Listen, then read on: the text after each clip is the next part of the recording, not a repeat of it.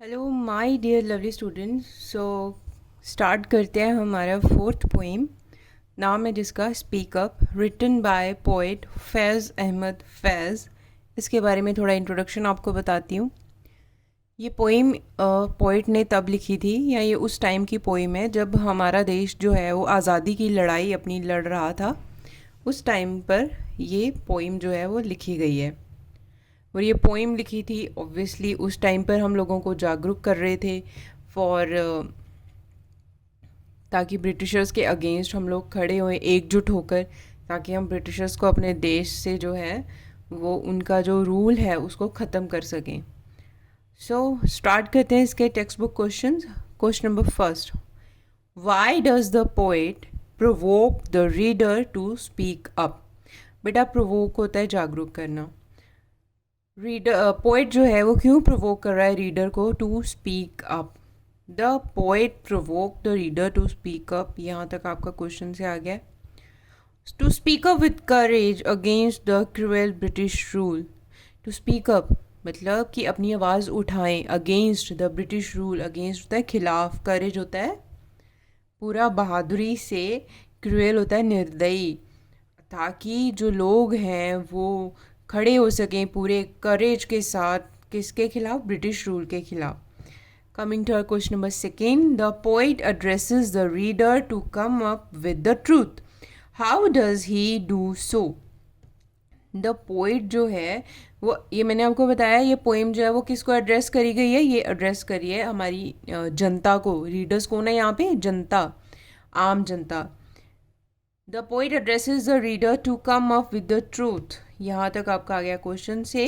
And join hands with the other freedom fighters against the cruel British rule, ताकि अपने हाथ वो मिलाएं अदर फ्रीडम फाइटर्स के साथ जो उस टाइम पर और फ्रीडम फाइटर्स थे जो लड़ रहे थे, जैसे भगत सिंह, राजगुरु, सुखदेव और भी बड़े सारे फ्रीडम फाइटर्स। उनके साथ अपने हाथ मिलाएं against the cruel British rule.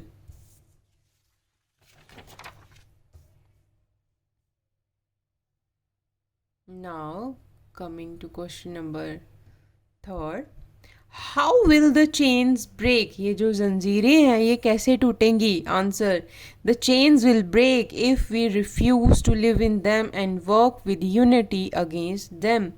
ये जो जंजीरें हैं गुलामी की कैसे टूटेंगी?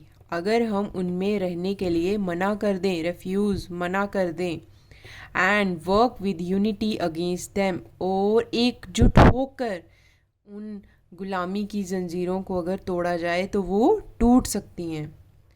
Question number four, why does the poet urge the reader to speak up now. Urge होता है पुकार, अंदर से जो पुकार। पोइट क्यों अर्ज कर रहा है रीडर्स को टू स्पीक अप नाउ? अभी अभी क्यों वो अर्ज कर रहा है कि speak up against the British rule? Why? The poet urges the readers to speak up now because he feels that the struggle for freedom is already in full heat and wants everyone should join hands with freedom fighters. क्योंकि poet को ये लगता है कि जैसे हम बोलते हैं ना, लोहा गर्म है तो चोट कर दो, क्योंकि लोहा गर्म होगा तो जैसे ही हथौड़ा मारेंगे वो टूट जाएगा। वैसे ही पोइट को ये लगता होगा उस टाइम पर कि जो स्ट्रगल है फ्रीडम की वो ऑलरेडी फुल हीट में है।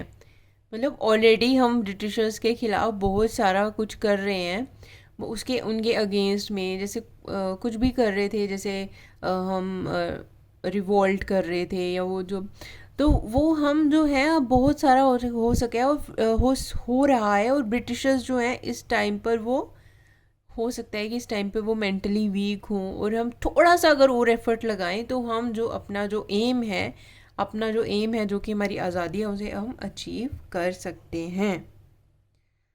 हाँ, दिस जिगजैग किड ने बना दिया मेरे।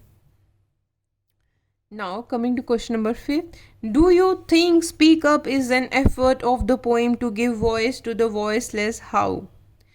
क्या आपको ये लगता है जो स्पीक अप पोइम है वो एक एफर्ट है, एक ट्राई है पोइट की to give voice to the voiceless?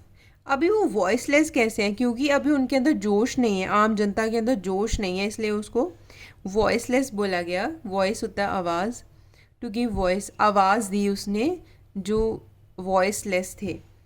Speak up is an effort of the poet to give voice to the voiceless. यहाँ से यहाँ तक आपका क्वेश्चन से आ गया है। He finds that common man is too oppressed to speak up, ये है।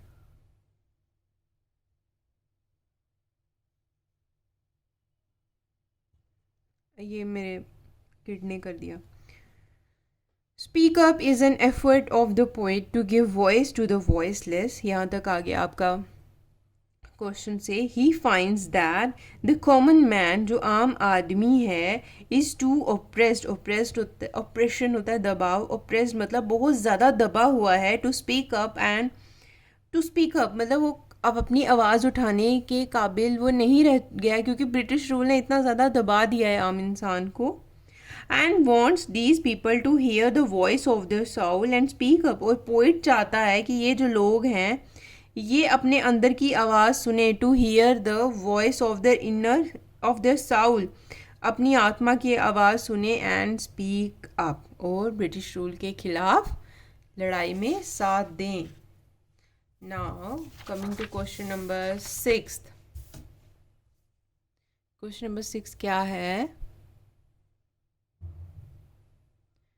क्वेश्चन नंबर 6 है, what are the metaphors used in the poem?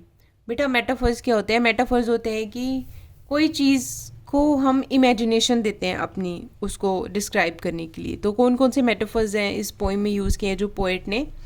The smithy, smithy उसको बोला उसने ब्लैक स्मिथ को, लोहार को।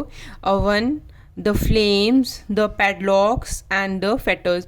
पैडलॉक्स होते हैं ताले, और जो फेटर्स होते हैं वो होती है जंजीरें, जो कैदियों को नहीं बांधते हम जंजीरें, वो। ओके। और फ्लेम्स होती हैं लपटें, जैसे आग की लपटें। Now question number 7, what images have been drawn from the blacksmith shop? कौन कौन सी इमेजेस जो हैं वो पोएट ने ब्लैक स्मिथ की शॉप से उसने ड्रॉ करी। ब्लैक स्मिथ होता है लोहार।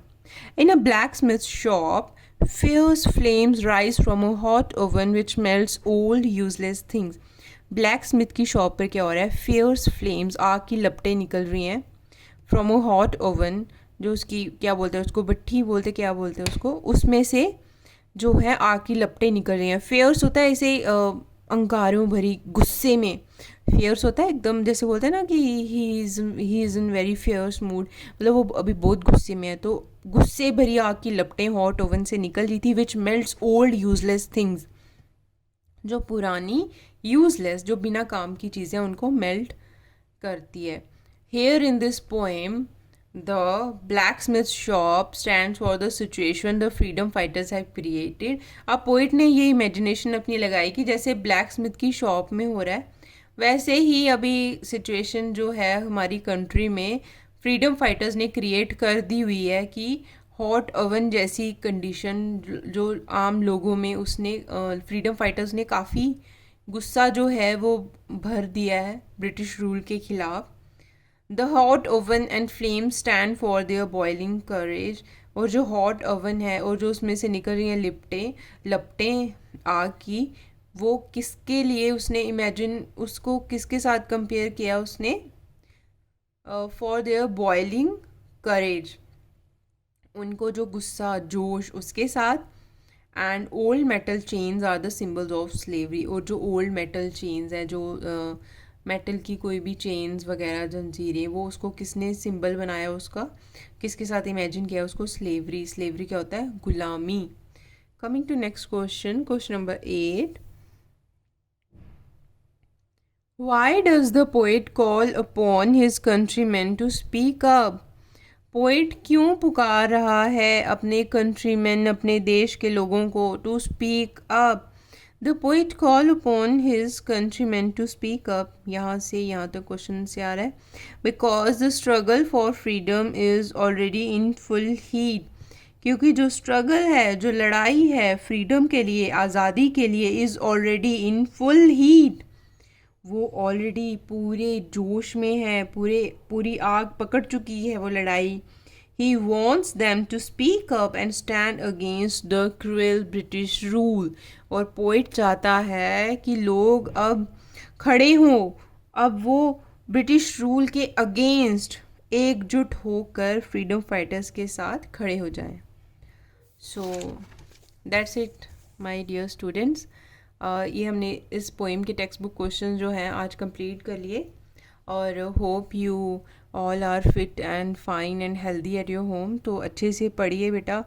और आप लोग इसे मैं इसे अपने फ़ायदे के लिए नहीं बोलूँगी, क्योंकि मैंने आज तक किसी वीडियो में नहीं आपको बोला कि आप लोग इस वीडियो को आगे शेयर करो या और लोगों के साथ इसे बोलो कि सब्सक्राइब करने के लिए. पर अब मैं आपको बोलूँगी कि अगर आपको भी लगता है for the sake of humanity, अगर आपको लगता है कि हाँ कोई कोई ज़रूरतमंद है, क्योंकि अगर कोई अच्छे घर से होगा वो तो चलो ट्यूशन वगैरह भी पढ़ सकता है, उसके लिए अच्छे टीचर्स की कोई कमी नहीं है. लेकिन मैं आपको ये रिक्वेस्ट ज़रूर करूँगी कि जो ज़रूरतमंद लोग हैं या जो थोड़े इकनॉमिकली पुअर होंगे, जो इस कोविड के टाइम में अच्छी ट्यूशन्स वगैरह अफोर्ड नहीं कर सकते, तो प्लीज़ उन लोगों तक ये वीडियो ज़रूर, उन लोगों को ज़रूर वीडियो शेयर करें या उन लोगों से सब्सक्राइब करवाएं, क्योंकि मैं चाहती हूँ कि मेरा इस एफ़र्ट का जो फ़ायदा है वो ज़्यादा से ज़्यादा लोगों को मिले.